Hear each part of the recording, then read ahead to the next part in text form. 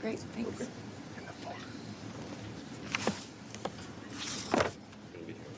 A little bit. I feel like it was just dinner. What do you think? Mr. Chairman, thank you, and Madam Vice Chair and members of the committee. I know it's been a long day, and I'm grateful for the opportunity to lay out this bill. Before we get started, though, I do want to offer up a warning to anyone in the room, any children in the room, or those watching online that may want to step out or may want to turn off hearing due to the sexually explicit content that will be discussed here. If we were not a government entity, the Federal Communication Commission would fine individuals for saying some of the things that we're going to talk about today, for broadcasting it over the TV or the radio. In October 2021, 6 days after the close of the third special session, former Representative Matt Krause raised concerns about young students being exposed to sexually explicit content and other content in school districts across the state of Texas. In the following days, this issue escalated to Governor Abbott, reaching out to both the Texas Association of School Boards and the Texas Education Agency in an effort to remove taxpayer-funded sexually explicit material in public school libraries. As a state representative in House District 106 in November of 2021, I personally became involved when I inquired about one of the most patently offensive sexually explicit books entitled Genderqueer. This book has become the most well-known example of the extremely explicit material that has been made available to children in public school libraries, as it graphically illustrates sexual acts between two boys, including close-up, full-page illustrations of oral sex. I was shocked to learn that this book was just one of many materials that could be accessed by minors in my district and across the state. After learning of this, I held meetings with school districts and national book vendors to see how we could remove sexually explicit materials and ensure this content would not be available to children in a school library. In those conversations, book vendors had mixed awareness of the content they were selling to school districts statewide. One vendor, Permabound, pulled dozens of sexually explicit books from distribution and went above and beyond to ensure that materials they distributed were appropriate for children.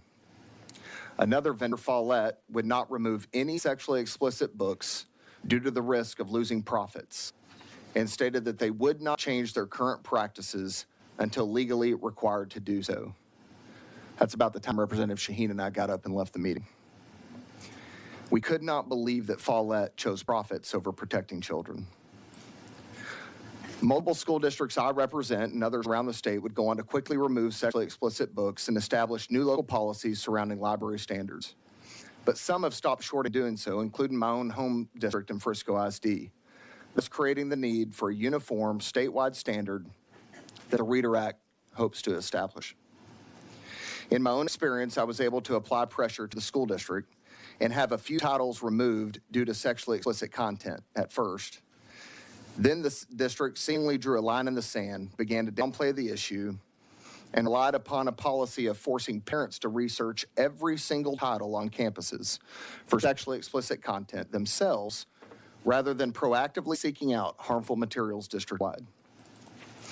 After months of giving the district time to solve the issue internally, in August of 2022, I formally challenged 28 additionally sexually explicit books to undergo the local reconsideration process. Amazingly, only 5 explicit books were removed from circulation. In October, I appealed the remaining 23 sexually explicit books to district leadership, but only 16 of those titles were removed. I appealed a third and final time to the school board on the remaining 7 sexually explicit books, of which 5 were removed due to their content. Notably, 2 trustees skipped the meeting for the book appeals so that they wouldn't have to vote on the issue, meaning just 3 board members could decide to keep sexually explicit content in the hands of children. The final removal would bring the total of 26 out of 28 that I formally challenged removed from my home district, a 93% success rate. I share a story because it's just an example of how difficult and burdensome it is to get these sexually explicit books removed from public school libraries in the current system.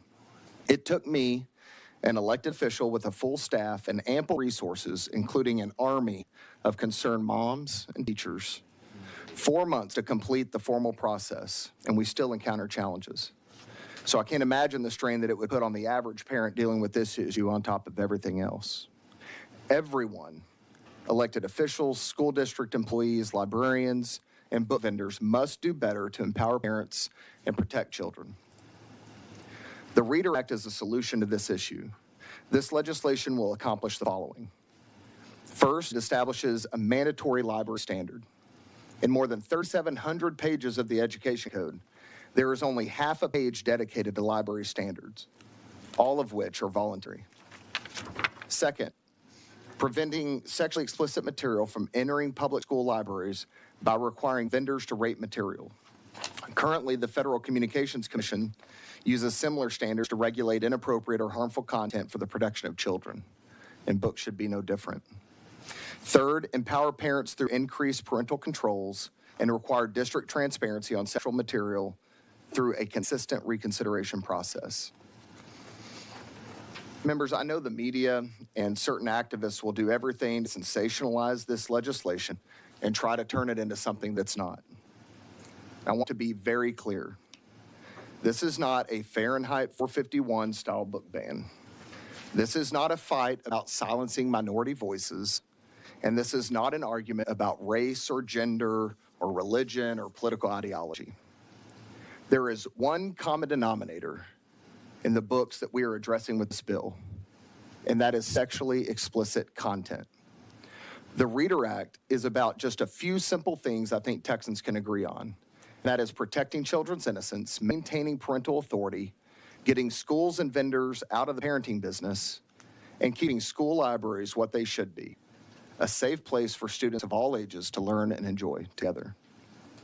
It's time to address this issue once and for all and return our focus where it matters the most, ensuring our students are receiving a quality education and able to perform at or above grade level.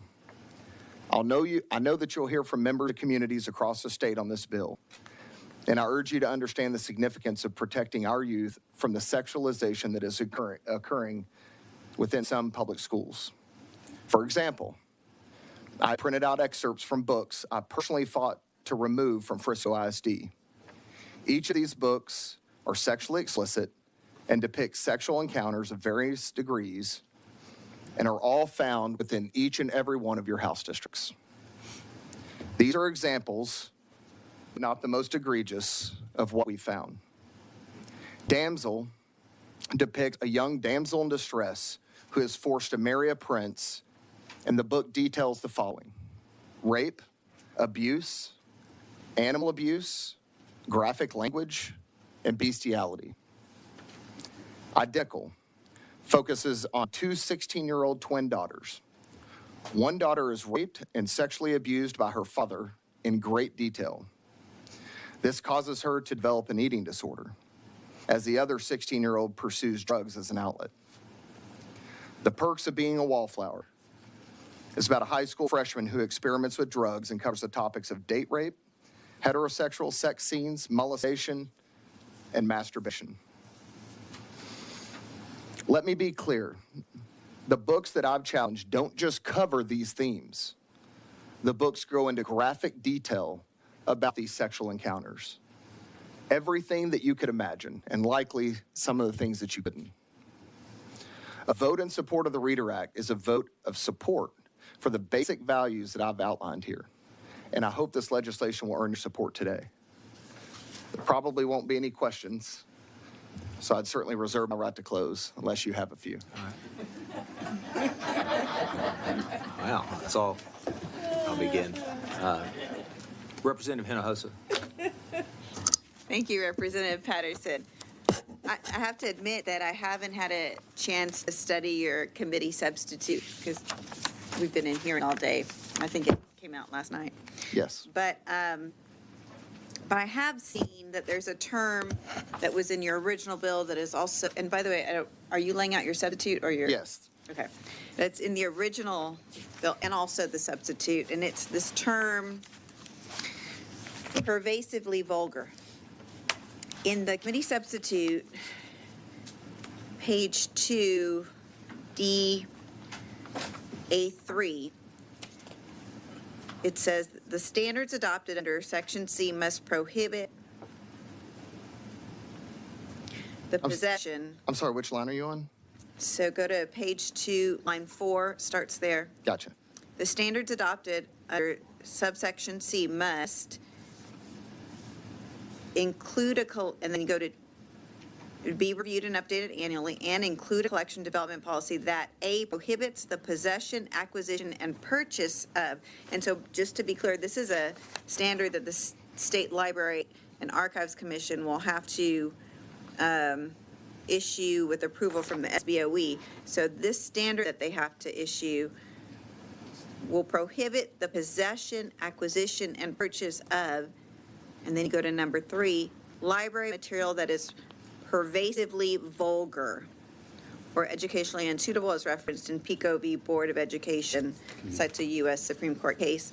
I looked at that case in the district court case, and I did not see a definition for pervasively vulgar. So I looked it up, the word vulgar, in the Oxford Dictionary, and this is what I found. For the definition of vulgar, lacking in sophistication or good taste, and making explicit and offensive reference to sex or bodily function. So this concerns me because I'm a boy mom, and I brought a sampling of some of his favorite books. So, I mean, if you haven't checked out the Fart Quest series, it's a real page turner for an elementary school boy. And in fact, my son is dyslexic. And it's books like this, Captain Underpants and the Bionic Booger Boy. And here's another one, Super Diaper Baby 2 Potty Snatchers. It's books like these that are lacking sophistication and talk about bodily function that inspires him to read. And, you know, I didn't grow up with boys. This is new for me to be a boy mom. I wish they would pick up Shakespeare and read that instead. They'll get there. This is what they choose. And what concerns me about your bill is my boys will always be able to read this kind of stuff because I'll buy it for them. Mm-hmm. But for so many of our kids, our libraries are the only access they have to books. And what's important to me is that we make sure that we do what we can to inspire a love of reading for all of our children.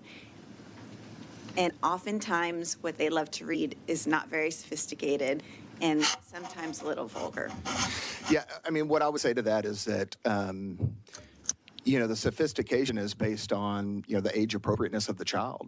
I mean, if you're in elementary school, you're not going to be reading things as sophisticated as someone that's a senior in high school. You know, I've got 2 boys too, one in middle school, one in elementary still, and then a daughter in elementary. And I think what we've laid out in this bill very clearly is that we are trying to remove sexually explicit material as defined in the bill, as defined in court cases that go back to the Supreme Court over decades. And ultimately, I think the bottom line is, if you can't read this material on television or over the radio, or if you can't show these images on TV, they have no home in a school library where students go without their parents to check out books. Now, you'll notice that nowhere in here did I mention public libraries or bookstores or Amazon or any other product.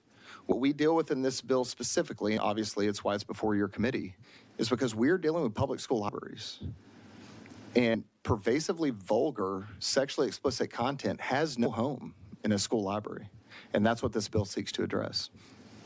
Except that, according to the definition, it covers the books that I just brought.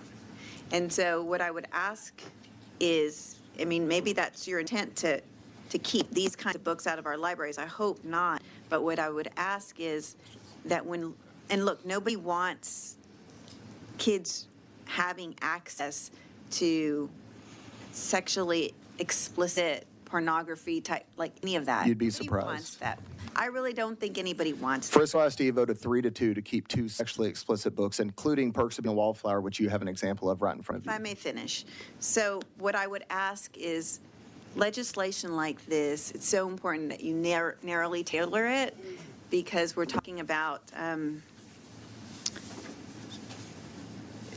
right now, a definition that's pretty broad to include things that, I mean, when I told my son, I think we're hearing a bill that bans this kind of book, he was like, I'm telling all my friends. Yeah.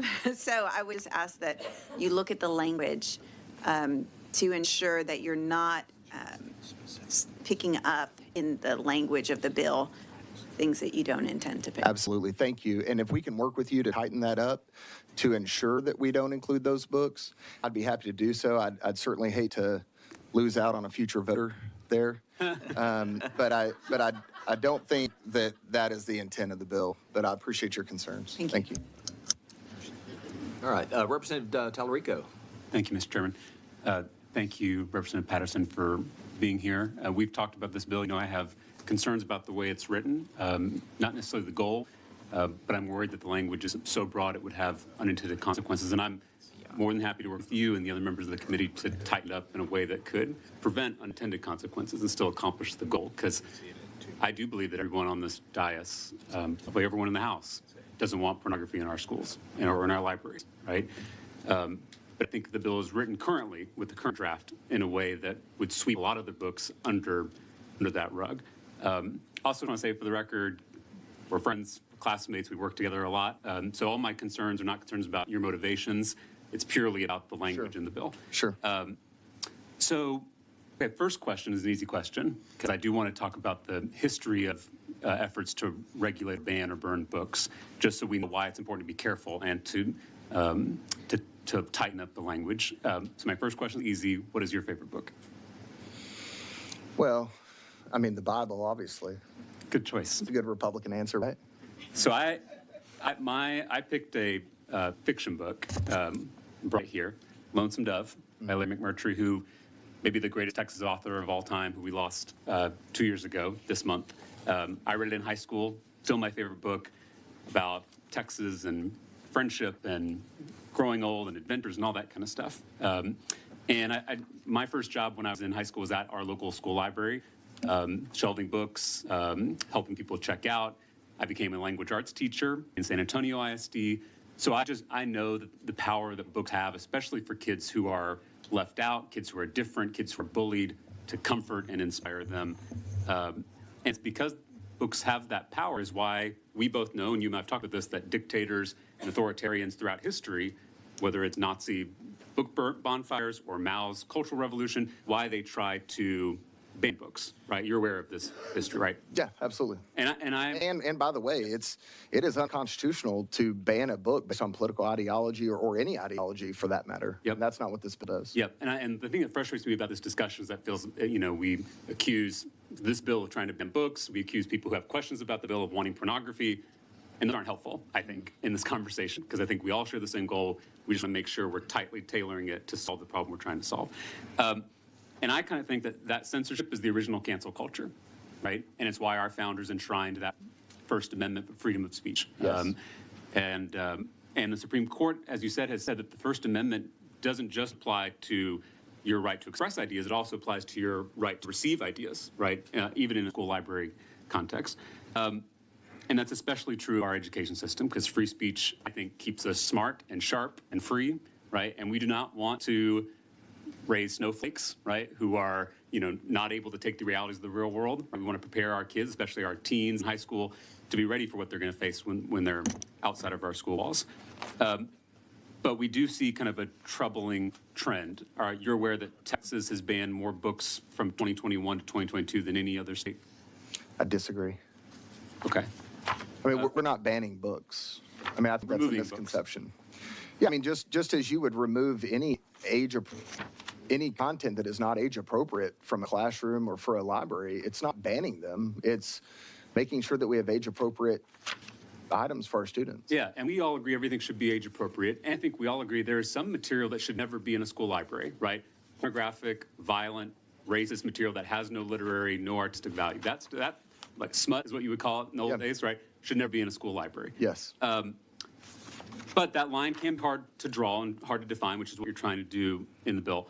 The word that's been brought up a lot in this discussion in the media and elsewhere is pornography. Can you help us understand why pornography as a word is not defined or mentioned in your bill? Well, I'm not trying to remove pornography. I'm trying to make sure that we have age-appropriate materials in public school libraries. I'm trying to determine or define, rather, what is sexually explicit under the law and within the Constitution, what is sexually relevant, because those two things are different, and make sure that we don't have sexually explicit material in our public school libraries. And pornography is actually not defined in our legal code. It falls under obscenity and harmful materials, both of which you do reference in your bill, correct? Yes, but I'm not using obscenity as a definition. Yeah. I mean, as a label for a book. Right. So your bill references these two long-standing definitions in our legal code, and so I think it's helpful for everybody, including committee members, to understand what we're talking about. So harmful materials is one, obscene is another, and you're right, obscene is not necessarily defined in this bill, but it is referenced. I think it's relevant to the conversation. Both of those definitions, and this is what I want to hone in on, both of those definitions, as well as the FCC, require that we evaluate the work as a whole and determine if the work has any redeeming value, which it may not, but it does require us to go through that test of evaluating the work as a whole. Is that a fair statement of those definitions? No. It is for obscene, but I disagree with the FCC Supreme Court case. The FCC regulates content from 6 a.m. to 10 p.m. because there may be children watching or listening. They will fine you as a broadcaster or as a content creator if you have one single word out of an hour-long show that is inappropriate based on its vulgarity or explicit nature. So they don't take, the FCC actually doesn't take a product on the whole when they're fining it. Well, I'm just looking at the FCC website. I can share this with you, and it says the full context in which the material appeared is important. This is, again, the FCC directly, and requires that you go through, and they have three different criteria they use. One of it is whether the material dwells on or repeats at length descriptions of or depictions of sexual or other organs or activities, and whether the material as a whole panders to, or titillates, or shocks the audience. So the FCC does evaluate works as a whole, which I think is good. And so it's very similar to obscene, which has the requirement that you evaluate the work as a whole and see if it has any literary, artistic, political, scientific value.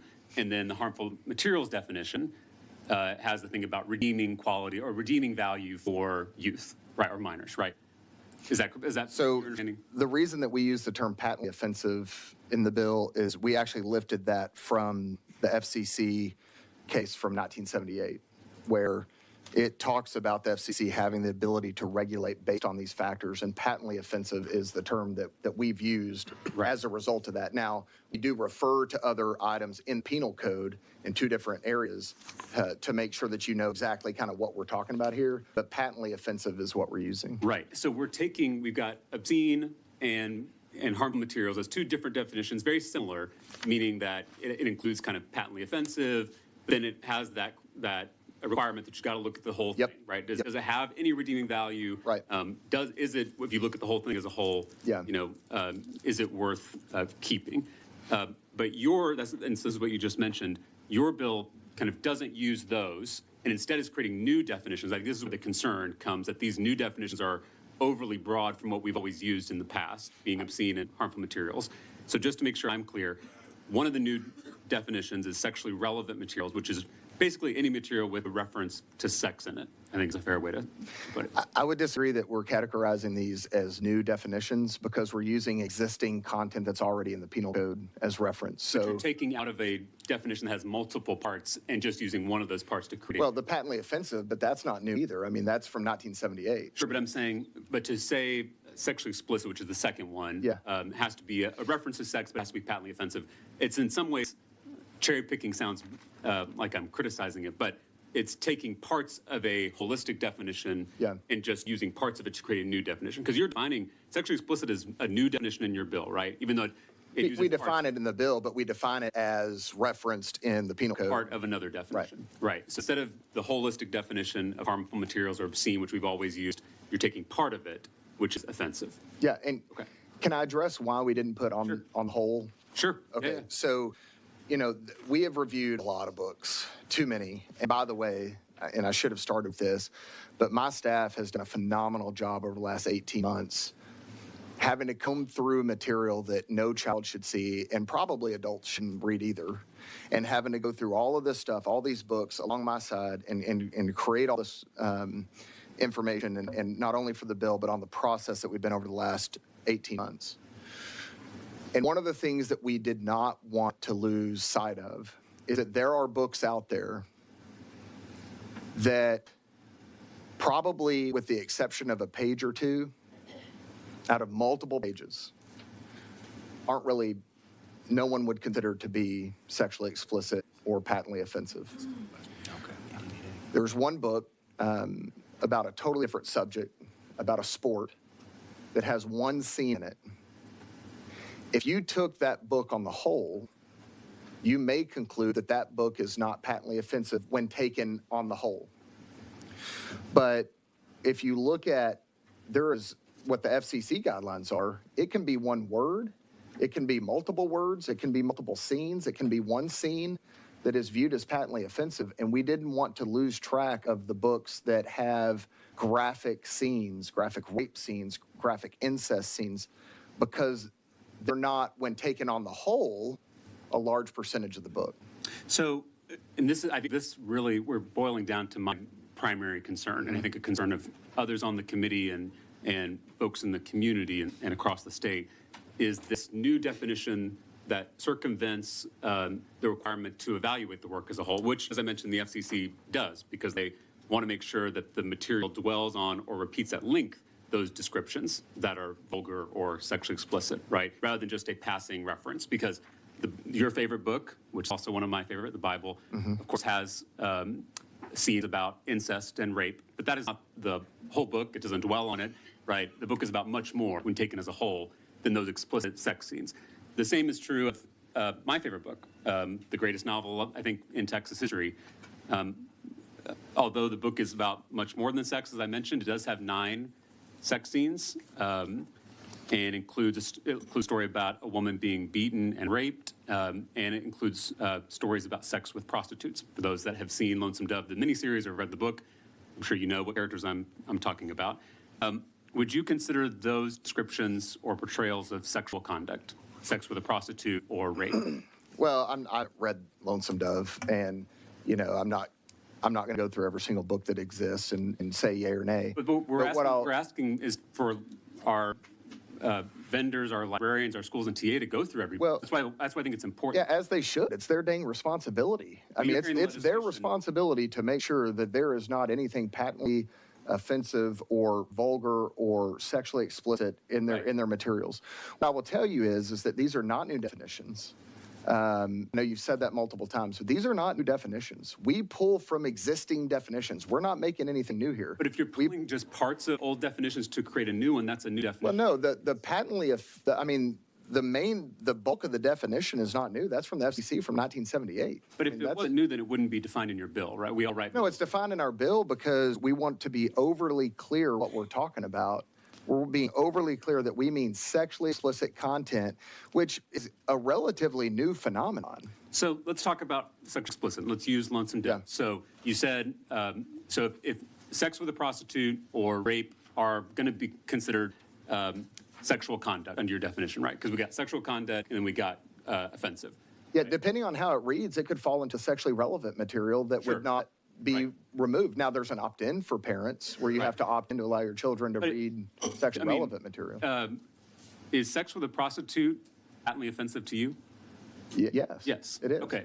So if sex with a prostitute is sexual conduct and patently offensive, under your bill, Lonesome Dove by Larry McMurtry would be banned in school libraries across Texas. I mean, I'll have to take your word for it. I've not read the book, and I don't have the pages before me. I mean, I'm saying that's a major, that's my point about tightening up language, is like, if we pass a bill to the Texas legislature that bans Lonesome Dove out of Texas libraries, that is a travesty. And I'm not saying that we shouldn't look at books that are a problem. I'm just saying if we're doing this so broadly to where you're sweeping in Lonesome Dove, then we need to tighten up the language. Well, and I don't care if it's Lonesome Dove or any other novel. if it has sexually explicit material in it, I would view that as an incredible win for the students of the state to not have that material in the library. To not have Lonesome Dove in the library. I've not read it, but I mean, if it's sexually explicit content, it doesn't belong in the library. My point is that the test we just went through with Lonesome Dove would also apply to Twelfth Night, Midsummer Night's Dream, Romeo and Juliet, Of Mice and Men, Lady Chatterley's Lover, Ulysses, Jane Eyre, The Canterbury Tales, I Know Why the Caged Bird Sings by Maya Angelou,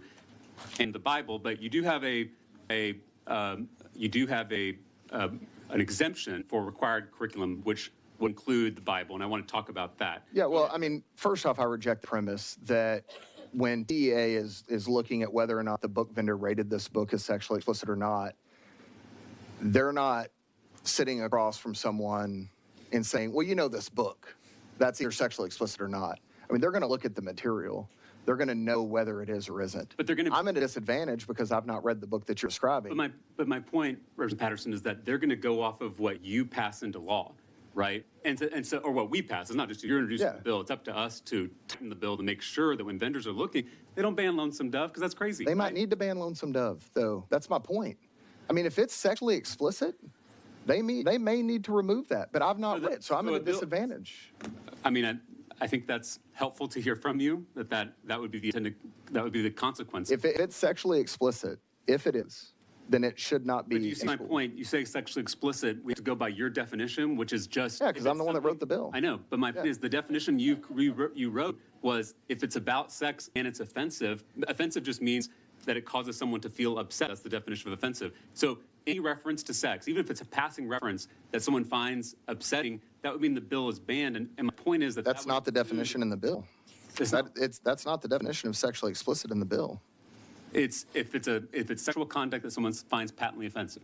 Yes. Yes, that's my point. Is that those are the only two things, and those two things are going to sweep a lot of classic books that no one would think of as pornography out of our classrooms. And I'm not trying to dismiss the real concerns about some books that really are right there on the line and maybe shouldn't be in our libraries. My point, though, is if we're making a definition that is just kind of cherry picking from well-established definitions like obscenity and harmful materials, then we're casting a big net.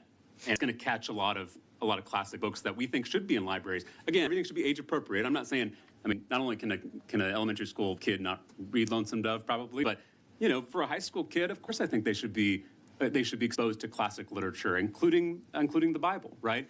So, well, I would just say that for it to be sexually explicit material, I mean, there's a specific definition in here. I mean, it's got to be, basically explicit. I mean, it's got to be as defined in the penal code, but patently offensive about those items. And I mean, it's talking about very specific items. And I'm glad we're talking about that. And let me just say this.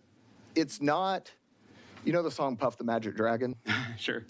That's not his pet dragon. Sure. Right? I've heard. But there's a far cry between Puff the Magic Dragon and how it's written and Because I Got High that came out when I was probably in high school. So you can deal with themes and you can deal with sex and have it not be sexually explicit.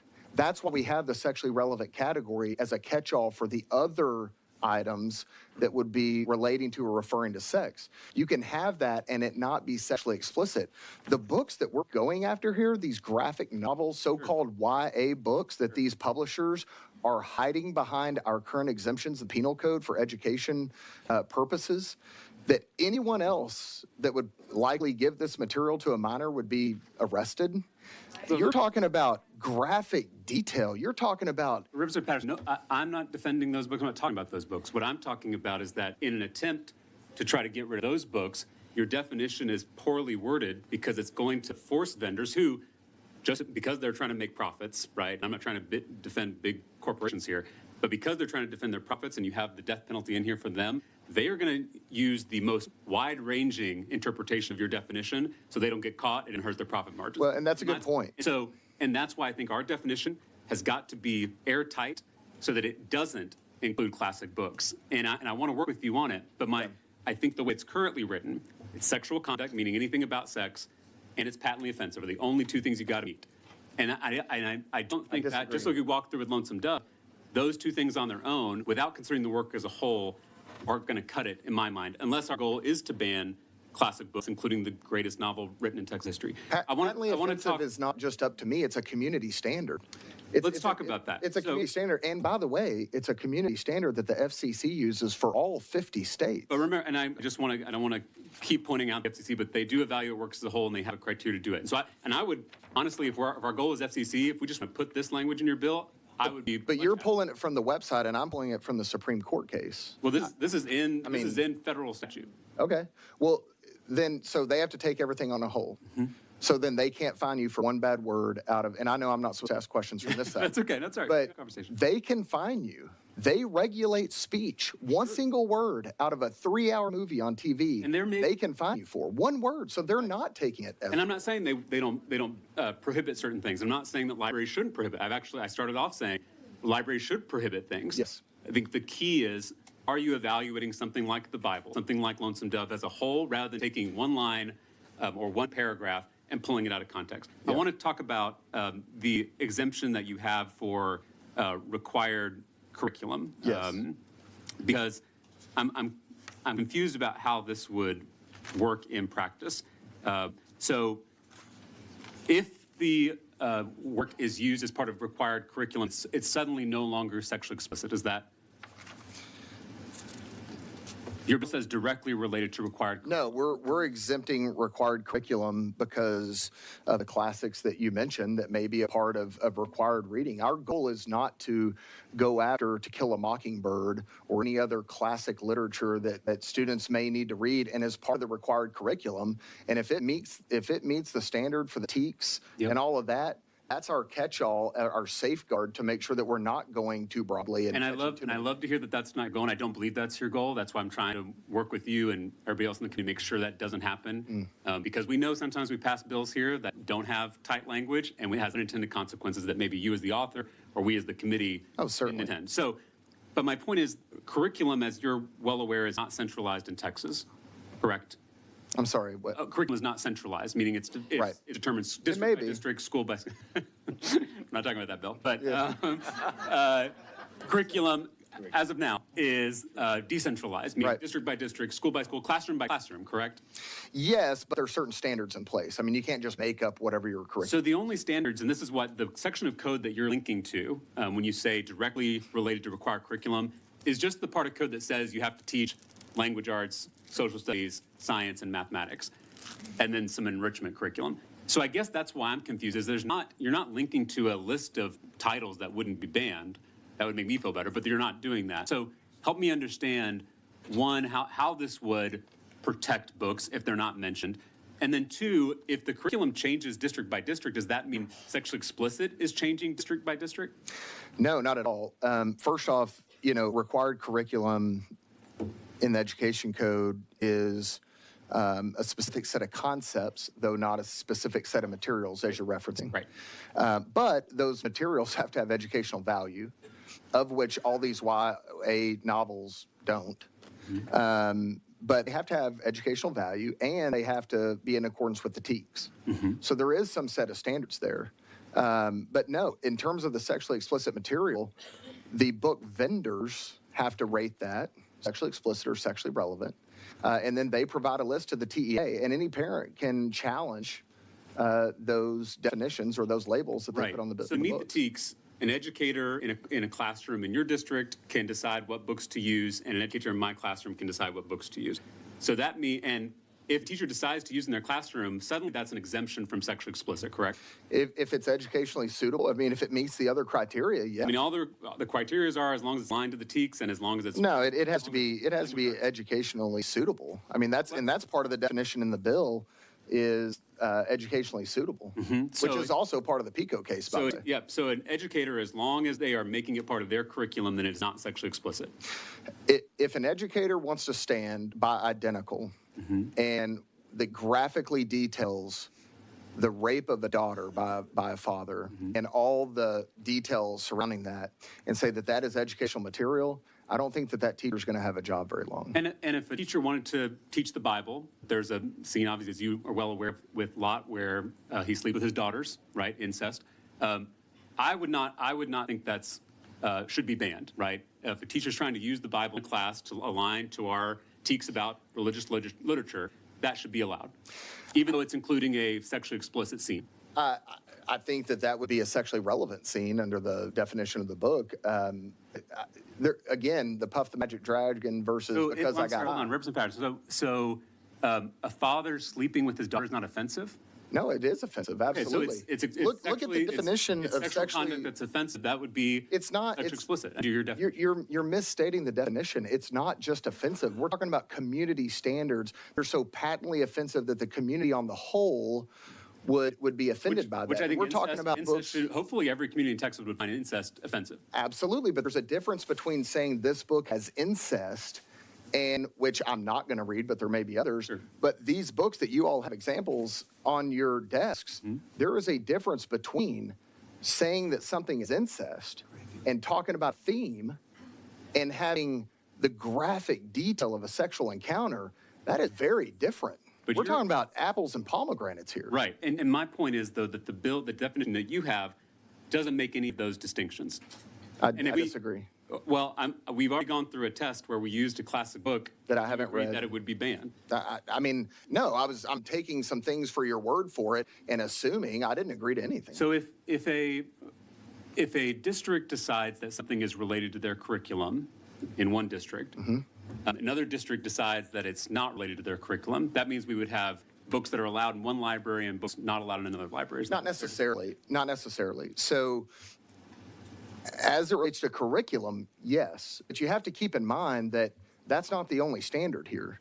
We're talking about a library standards that we created with TSLAC and by approval of SBOE that are creating the standards by which they have the books in the library. So it's not just it's more complicated than what I feel like you're making it out to be. I mean, there are going to be collection more standards. complicated because I think this deserves a definition and a process that appreciates nuance. Because we just, as we're talking, we're seeing that these lines are hard to draw between classic works and books that we find concerning. I disagree. And so that's something that we need to tighten up in the language. Otherwise, we're going to see unintended consequences throughout the state. Talk about offensive. Hold on. Because you make statements and then you move on to the next thing. Well, I don't think we're covering new ground. Well, it's because we disagree on the English language that's written into this bill. I mean, there are specific definitions of what we're talking about. There are specific library collection materials that is going to be voted on by elected officials and SBOE. Plus, there is the concept of required curriculum. So this is very specific in what we're talking about. But the SBOE is not going to craft a new definition. They're going to go off of your definition, which I've already established. I know you say you disagree, but I've already shown you why that definition is too loosey-goosey and is going to include a lot of books that we just talked about. Is loosey-goosey a book? So I think we've established that this definition is too broad. I know you disagree with that as the bill author. I think most of us disagree with that. I would love to work on a definition that would not include Lonesome Dove, would not include the Bible or the classic works of literature. Hold on. Because I know you're about to move on to something else. Yeah. This bill does not include classic works or any religious text that is approved curriculum. It's not. But my point is, we just talked about, you just admitted they're not a list of works. So all you're saying is that it's related to required curriculum. And I showed you the statute where required curriculum, all it means is language arts, science, social studies, and mathematics. And you told me it's decentralized. I mean, every district, every language arts teacher, which I was one, can decide what that curriculum is in their individual classroom. And in fact, when I was teaching language arts, we used a reading workshop model. Are you familiar with what that? I'm not. That's okay. So a reading workshop model is essentially where instead of having a class book where everybody reads the same book, you're teaching the teach through the books that students have chosen at a library. There's a lot of research that students being able to choose their own book, having that autonomy, that agency, fosters a greater love of reading than when you're forcing everybody to read the same book. It's just a different model for how to run a language arts classroom. But so in my classroom, where it's a reading workshop model, when it was a book in the school library, that suddenly becomes part of the required curriculum in my classroom. Do you see where the trouble is coming in? If your bill is trying to use that as a way to say, the books that Talarico is bringing up that sound concerning, we take care of that because it's part of required curriculum. Whereas a lot of classrooms, any book in the school library is part of the required curriculum, especially for language arts. I'd say that the sexually explicit books would not be in the library to begin with. The sexually relevant books the children would not have access to unless their parents opt in. So when they go to the Patterson, library to check out a book, But again, I or the think you're examples confusing your own gave bill us- because you said that it's not sexually explicit. The vendors do not have to classify something sexually explicit if it's directly related to curriculum, correct? But you can't say that every library book is required curriculum. My point is that you don't have a list of books that you're trying to protect. You're using a catch-all, which could mean anything in any classroom or any district that's using it in a language arts classroom. Here's the, hold on. Your goal is good. I think the point is the way the language is written, it's not doing what you want it to. I think you're confused, and so let me just read what required curriculum is. It's each school district that offers kindergarten through grade 12 shall offers required curriculum, a foundation of curriculum that includes English language arts, mathematics, science, social studies, et cetera, and enrichment curriculum, physical education, fine arts, career and technology, personal financial literacy. All these things are required curriculum. Yes. You're correct. There is no set of books that is part of this required curriculum. Yes. But if a student in school goes to the library, they are not going to pick out a sexually explicit book because it won't be there. The only way it's not going to be there under your definition is if the vendor deems it sexually explicit, and your definition of sexually explicit precludes anything that's part of curriculum. Do you see where the trouble is in like the sequence of events? Honestly, I don't, because I think you're making it out to be something that it's not. I mean, I really don't follow you at all. Okay, and I'm happy to go over. I'm happy to go over with you afterwards. So let's talk about the what I think are the new bureaucratic systems we're putting in place that I think are going to be costly and burdensome. So first, it would require school districts to implement a parental consent system to facilitate student access to any book with a reference to sex. So how would the parental consent system work if you're a teacher and you take your class to the library, which most teachers do? Do you need to come through every book in the library in order to inform the parents as the teacher and obtain parental consent before the child checks it out? How is this supposed to operate in practice? I'm glad you brought that up. So first and foremost, the book vendor could not have sexually explicit material in the school library. Secondly, there's the second definition, which is sexually relevant material, which is kind of a catch-all for the other items. The school vendors by September 1st have to report to TEA every book that they have sold in the state of Texas that is sexually explicit or sexually relevant. That therefore generates a list of books. There is also a requirement for every district, ever so often, to go through and cull through all of the sexually relevant material that they have and create that list. And the committee sub, which we laid out earlier, shows that we're no longer sending that to TEA to do due to the fiscal impact. And we're asking every district to keep it on their website or handy there. So everyone is going to know which book, there should be no sexually explicit books. Everyone on the district campus is going to know which books are sexually relevant. And then, yes, there is an opt-in. If you're a parent, you have the ability to opt your child in to the sexually relevant material, but not sexually explicit because it shouldn't be there. So this committee has said repeatedly that if we add a mandate for school districts, we should take one away, right? So what mandates do you think we should do away with in order to accommodate these new mandates? Fitnessgram, I tried to get that done in 2019, but we took it out of the bill in a bill that I did to eliminate several unfunded mandates from the state. So, I mean, you can throw that one or any other one that you want to put out there. Because you don't like unfunded mandates.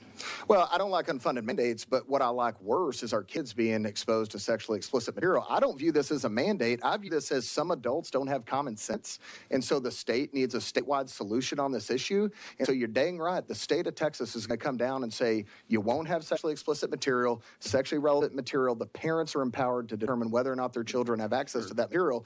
And I don't care if you call it an unfunded mandate or not, it's what we need to do. Well, it's not up to me. I'm saying your fiscal note says there's going to be an impact on local districts and you're not providing money to pay for it. Is that correct? Yeah, I'm not. Okay. And so I'm looking, Florida is one of the states that have kind of tried this experiment, and the school districts, or one of the school districts, paid $25,000 to just create the parental consent system. So if I'm thinking 1,200 districts in Texas, that's $30 million just for the parental consent system. Is that? And that's and this bill would not absolutely provide, absurd. That's absurd. What's absurd? That whole concept. Okay. No. Okay, and your bill does not provide any funding for those mandates for local districts. No, and nor does it provide funding for the reconsideration processes, which they're already doing. So let's talk about TEA commissioner. So the TEA would have the ability to essentially override all book rating decisions made by book vendors, correct? Hold on. I do want to mention something. Sure. So Follett, relating to your last question, Follett actually had an online system currently in place in some school districts as a pilot to allow parents to opt their children out of certain materials. It was taken away by Follett after a lot of pushback from the American Library Association because of radical librarians in the Northeast who said, no, our librarian Bill of Rights says that every library user, regardless of a lot of things, including age, have the right to privacy about their library use, even from their own parents. So there's a technological fix to this. Follett, the largest book vendor in the United States, already has the capabilities to do. They just have to flip a switch. So, I mean, that would be very easy. And I'm not asking the vendor part of asking about the. But they're going to use the vendor to implement this. I mean, they're online searchable databases. They all use parental consent system. That's what I'm asking about. That's a different system. I mean, that's a form to fill out. I mean, I can't imagine that you'd spend $25,000. Well, every time a child checks out a book, depending on what the book is, parents would have to be notified before the book is checked out, correct?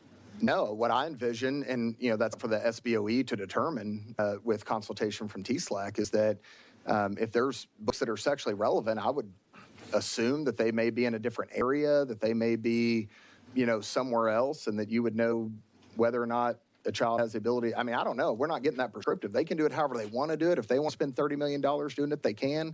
If they want to find a simpler process, which I think most of the school districts in Texas would do, they can do that as well. It doesn't have to be that complicated. Well, and I know your first bill, and tell me if the committee sub has gotten rid of the require that school districts review their entire collections and any book that references X every 5 years to determine whether to retain the books or whether to submit a report to TEA. Is that still in your? Sexually relevant material, because sexually explicit material won't be there. They'll have the list because book vendors are going to supply the list of which books have been sold. So they already have the list of books. But yeah, there's an automatic reconsideration process, which is so important. And it's right. So this new parental consent system, this requirement to go through every library book and to look for. Not every library book, but the sexually relevant material, Sure. yes. Which, by the way, librarians already do. I mean, the librarians already go over all the material. They already have a system in place to do this. It's just saying, hey, you need to pay particular attention to these The books. fiscal note that I read for your bill said there's going to be an impact on local districts. Correct. A cost. Yes. But I didn't see any funding attached to that cost. Right. Okay. So back to the TEA commissioner. So that means that the commissioner, Mike Morath, has new power to override any local community and any book review process they have, and would be able to ban any book in Texas without justification. That's what I'm reading in your bill. No. So the commissioner has to provide justification for why they've.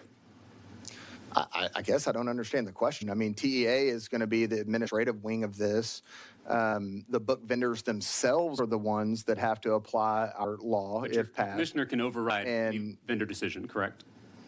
Well, no. I mean, if a vendor, just as the FCC does on television shows, I mean, if the vendor does not rate their book appropriately, then the TEA is forced to let them know. Now, they are given notice, and they can have, I believe, 60 days to make a correction or dispute it. But no, I mean, I understand you're trying to make this about Mike Morath as an individual, but whoever is in charge of the TEA, they're going to have people in place that are going to be reviewing. If a parent brings it forward and says this book vendor did not rate this book appropriately, there has to be someone to hold the book vendors accountable. I mean, you can't just have them say, none of this stuff's sexually explicit, and I'm not going to say that it is. This is the crux that we have.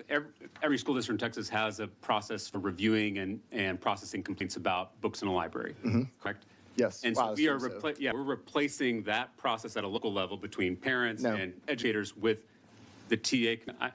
No, the local reconsideration process remains. I feel like I'm reading the text of the bill and then getting a different answer from you. So the local reconsideration process stays in place. If I want to challenge a book for any reason, it still goes through the local reconsideration process. So the agency may review library material sold by a library material vendor that is not rated or incorrectly rated by the vendor as sexually explicit material. If the agency determines that the library material is required to be rated as sexually explicit material or sexually relevant material or to receive no rating at all, the agency shall provide written notice to the vendor. The notice must include information regarding the vendor's duty under this bill. So they can disagree with what the vendor does and override that decision. Yeah. Okay. So, But so my, you said it completely eliminates the local reconsideration process, which it doesn't. That's my still point, going to remain my in point place. is that the TA commissioner now has new power to basically ban any book in Texas. No. Because if the commissioner can say a book is sexually explicit under your definition, that would ban the book in Texas. No.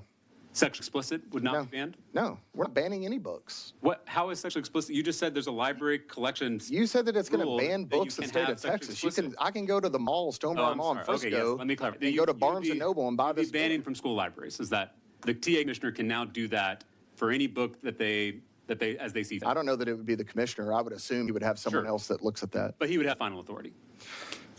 If a book vendor does not rate a book appropriately, there has to be somebody that holds them Not accountable. local communities, it would be the TA commissioner. Yeah, absolutely. Yeah, I just want to make sure I'm understanding the new, because when we give new power to the commissioner, we have to be really careful about what that new power is, especially when it's overriding what local communities are doing. But it's not overriding anything that the local community, you're confusing, once again, you're confusing the situation. The local community is not the one rating the books. The Right. local community is the one accepting the books that are appropriate for their I'm school sorry, maybe I library. should clarify. Not under your bill. I'm saying currently, the way Texas operates now has always operated. It's local communities making these decisions for themselves. Right. Under this, it would be the vendors making decisions and a TA commissioner. No, it would be the vendors making the decision, a parent, presumably, or a taxpayer, who oftentimes gets lost in this whole discussion because they're the one footing the bill for this explicit material. But they could find a book, they then turn it into the TEA to say that the book vendor didn't do this appropriately, and then the TEA decides whether or not they That's did. one way, but it also could be the commissioner deciding on his own. Because your book doesn't. or your- Presumably, I mean, Commissioner, if you want to make it specific about him, he's a parent of a public school child or children Sure. in I'm just saying Austin your bill ISD. doesn't clarify that. It's just saying the commissioner has Anyone pretty can broad bring it power. forward, yeah. Right. I mean, Or it's, the commissioner himself can do this unilaterally on his own.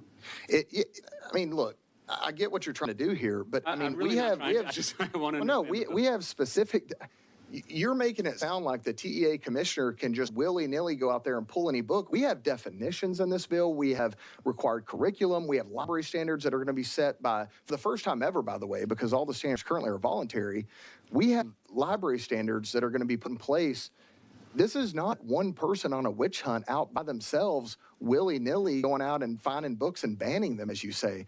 These are books that are not appropriate for children that are going to be rated as such. And if they're not, then the fail-safe is that the TA administratively is going to apply the law that we pass as a legislature Right. and see whether or not they're accurate. And if they're not, the book vendor still has the ability to appeal that and say, no, we disagree based on these grounds. And if they want to take it to court, they can take it to court and ultimately have decided. President Patterson, I think you're saying what your intent is or what your goal is. I mean, that's the way it's I written in think- the bill. Well, I've just gone through every part of the bill and shown you how those things can be interpreted to do things contrary to your goal.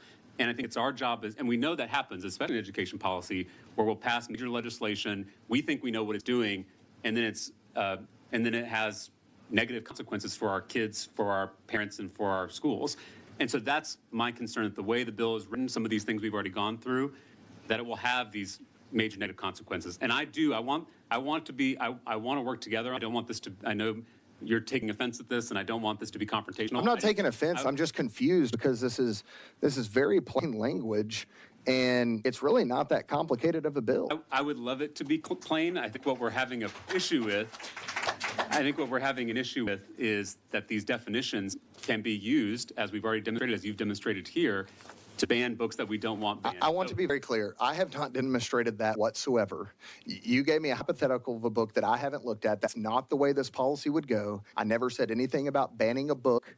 All we're talking about is if it is not, which is a key word in the statement that I made earlier. If it is sexually explicit, it has no business being there. If it's sexually relevant, then parents should be empowered to opt their child into reading Sexually it. explicit, instead of using the definition of sexually explicit, which you have in the bill, right? Well, I mean, I can say define these all terms on I can purpose. say all 40 words every time I say sexually explicit. We agree on what the definition says, and I said, if it applies to your definition in these ways, you said that it would apply. And so I want to work together to try to tighten up these definitions so that we don't have the unintended consequences that we've seen in other states that have tried this, and happy to continue working with you. And Thank you. I'm sorry if it came across as as something that was upsetting. I just want to make sure that we're trying to work together to achieve, I think, a common goal, which is making sure pornography is not in our school, while still making sure that classic works of literature, including classic Texas works of literature, are protected.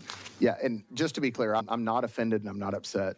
I'm passionate about this issue because I've fought it for 18 months when the adult in the room who should have had the wherewithal to remove Hold up, these. hold up just 1 second. Just want to remind everybody about our house rules about outbursts.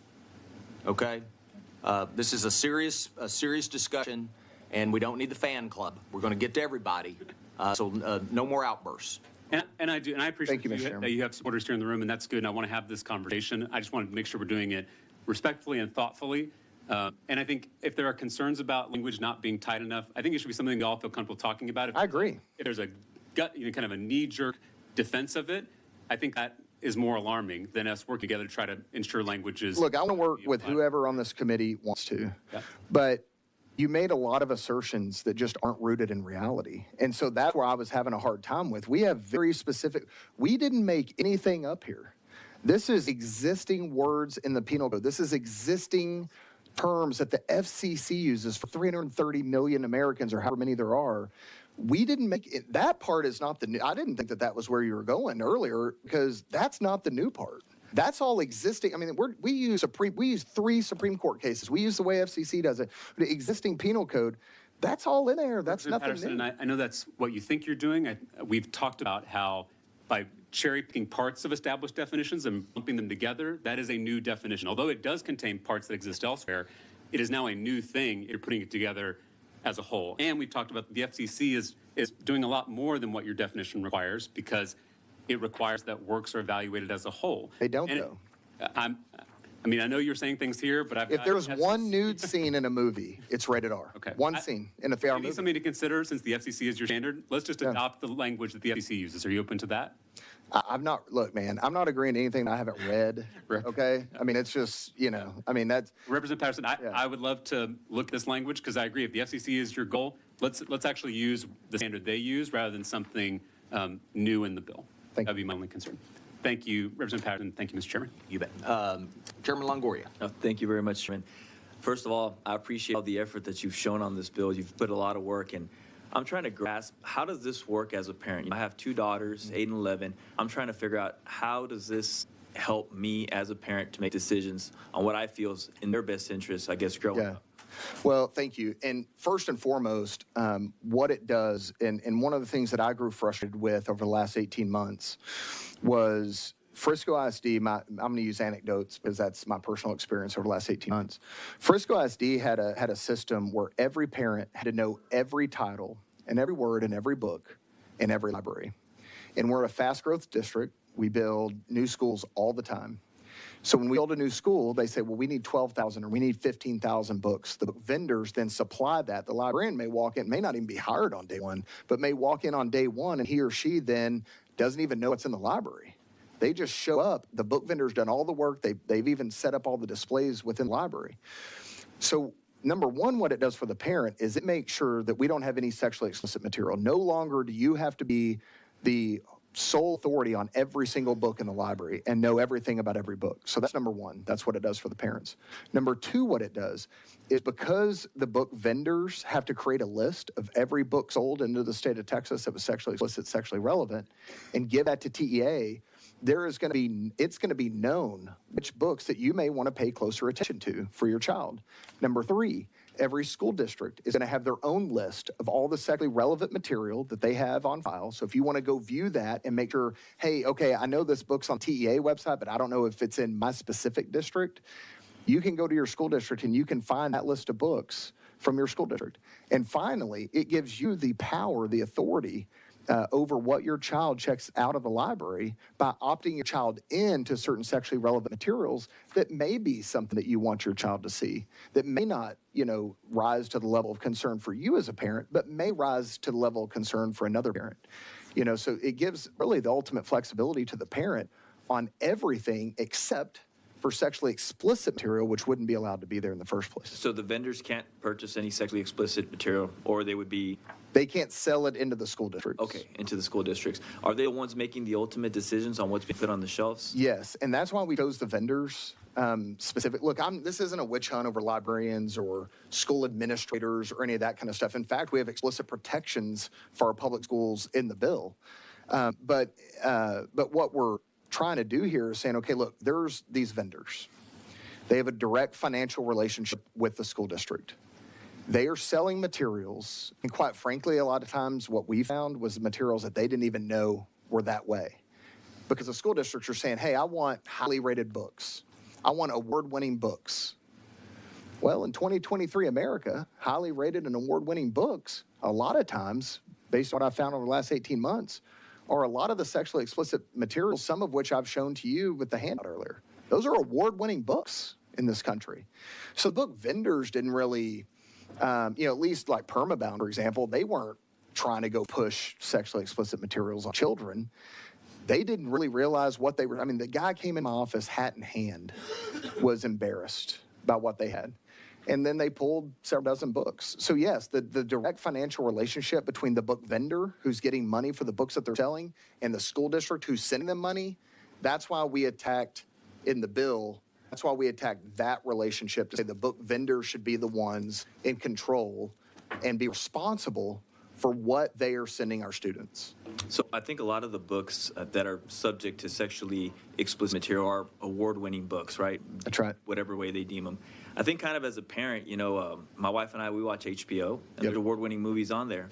But we kind of restrict what our kids can watch based on their age. Yes. So I think it's kind of important as a parent. I mean, I didn't know how big of an issue this was until you brought it to my attention. And I really appreciate all the hard work you've put into it. Thank you. Thank you, sir. Appreciate it.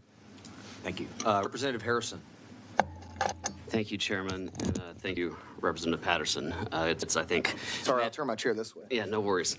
I think it's manifestly apparent that you've put a lot of thought into crafting a solution to something that I do believe, and I agree with you, is a serious problem. And it's one that I'm particularly sensitive to, also as a father of 4 young children who do attend public school here in Texas. One quick clarifying question about the handouts. I couldn't help notice that I have a lot of school districts that I'm proud to represent. I recognize some names that are on this list. Are these books that are currently still in some of these ISDs, or have these been removed already? Well, so first of all, thank you for the comments. And I want to make sure that we clarify that, quite honestly, most of the work wasn't mine. It was my staff's. I mean, they have been remarkable through this entire process. I'm embarrassed at some of the material that they've had to comb through and everything, and working with the different groups and trying to put something together that makes sense for most people. And so, first off, I just want to clarify that. But yes, we did that research within the last 10 days using online databases that are readily available in many school districts across the state where you can search certain books. We limited it to the books that I had challenged in Frisco Independent School District. We didn't have some 900 book list, just the books that I've challenged personally. How many of those books would be found in each one of your school districts that overlap with your house district? And yes, we listed them on the sides of these handouts so that you would know that these books still remain. Now, genderqueer, which I referenced in my layout, which is one of the most remarkably offensive things that I could imagine a child having to see, is still in 35%, more than a third of the top 21 districts in the state. More than 35% of the top 17 districts in the state of Texas. The 3 dozen or so books that I challenged in Frisco ISD, more than 79% of those titles remain currently today. More than 79% of those remain in the top 17 districts in the state of Texas. This is an issue that requires a statewide solution because of 2 reasons. Number one, parents don't have the time or the energy to know every single book that's out there when they're buying books all the time. Number 2, the state has a vested interest in protecting the mental health of our students. The state has a vested interest in protecting the innocence of our children, and I think that's why we need a statewide solution here. Now, thank you for that answer. And just to be really clear, and by the way, please relay appreciation to your staff for their hard work on this issue. Not only are there schools on here that I recognize, I have many in my district. There's one on here that my children attend, are you representing that there is a chance that my child could have one of these books in their library? Potentially. Okay. Thank you very much for that clarification. One thing that I hear, and it was referenced at the top of Representative Tallarico's remarks, that I hear often thrown around when this topic comes up, is the topic of book banning. I just would like to ask you a clarifying question. Would your bill, House Bill 900, if it were to pass, would this bill ban or otherwise make illegal even one single book in the state of Texas? No, sir. Thank you for that clarification. And then final question regarding the fiscal note, because that's come up here a little bit.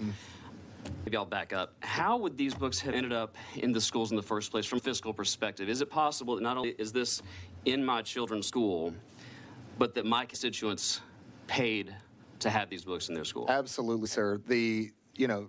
Government entities don't have money, have our money, and our money was used to purchase these materials, these sexually explicit materials. Okay. One comment, I do not believe the fiscal note estimate at $3 million. I do not believe that. I will say this, though, and I don't mean to interrupt, but Yeah. on the fiscal note, we did, in the committee sub, which we laid out earlier, we have addressed a big chunk of what I believe to be the problem with the fiscal note by allowing districts to hold their own lists at the district level versus supplying those lists to TEA. So now TEA only receives the lists from the book vendors, not each individual district's list. So that's 1,200 lists, roughly, that TEA is not going to have to keep up with anymore, which I believe will have a significant impact to lower the fiscal note. So in the committee, your expectation would be that this fiscal note or the new fiscal note would be significantly lower than what Dramatically right lower. here. Okay, Yes, sir. Very, very helpful. Look, I'll just, I guess, close by saying that I find it unlikely that I will, with any regularity, be accused of promoting profligate government spending. But I will say this, I do not care if it costs school a few bucks to do it. I want this filth out of my children's school, across schools, all across the state of Texas immediately. Thank you. So thank you for bringing us this bill, Representative Patterson. Thank you. All right, thank you. Members, any additional questions? All right, I just, one quick comment. First of all, I think it's been pretty clear that, and I think it was quite a true statement, that books are powerful. Yep. Right? The written word can do a lot of things. Is that correct? It can inspire us, it can motivate us, it can instruct us, and it can encourage us, and it can make suggestions to us. And I think given sexually explicit materials, that is the point. Absolutely. And so I look forward to hearing public testimony. And if there's no more questions from the members, we will do that. I'd like to remind everyone we're going to stick to a 3-minute tight clock here. I know this issue is passionate, and I do ask that you make sure that you stick to the time limit. We want everyone to be heard. We have 81 folks signed up to testify. Sorry. So let's get rolling. Thank you, Mr. Chairman. Thank you.